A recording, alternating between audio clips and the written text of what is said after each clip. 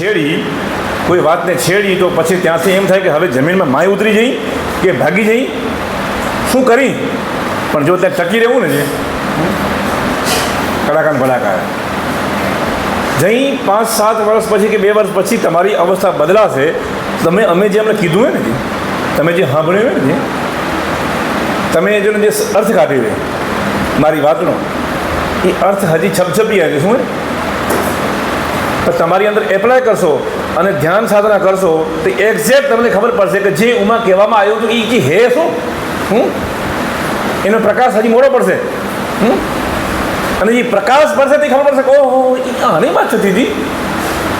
અને ત્યાં તમને ખબર પડશે કે જે કહેવામાં આવ્યું હતું, જેના વિશે કહેવામાં આવ્યું હતું, એના માટે કોઈ શબ્દ બીજા હતા જ નહીં, એ જ કહેવાય એવું હતું.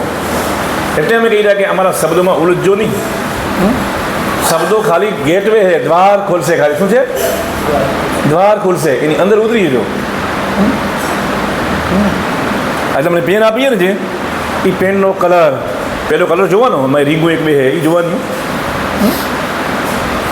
પછી બસ જોયા રાખો, જોયા રાખો, જોયા રાખો.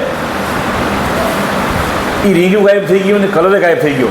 ત્યાં એક ચીજ આવશે જે નથિંગનેસ હશે. શું હશે? શૂન્ય સર્જાશે અંદર. શું છે? જ્યાં તમારા બધા જ વિચાર ગાયબ થઈ જાય. પેનનો કલર, પેન કેવી છે, પેન શા માટે છે, પેનનો મતલબ શું, બધું જ વિચારો કરતાં કરતાં માઇન્ડ શૂન્ય થઈ ગયું. તો એ પેનને જોયા રાખવાની અને બધા જ વિચારો થંભી જશે અને પેનનું ચિત્ર મગજમાંથી ગાયબ થઈ જશે અને અંદર એક બ્લેન્ક આવશે. શું આવશે? એક બ્લેન્ક. જ્યાં સુધી બ્લેન્ક ના આવે ત્યાં સુધી એને જોયા રાખજો.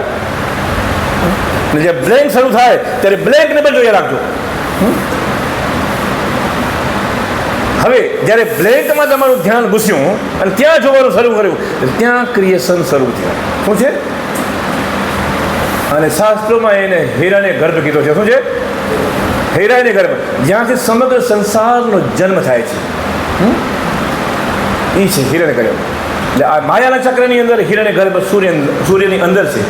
ભગવાને કિસ્સો કીધું કે હે અર્જુન, સૃષ્ટિની આદિમાં આ જ્ઞાન અમે સૂર્યમાં નાખી દીધું હોય, ત્યાંથી તું લઈ લેજે.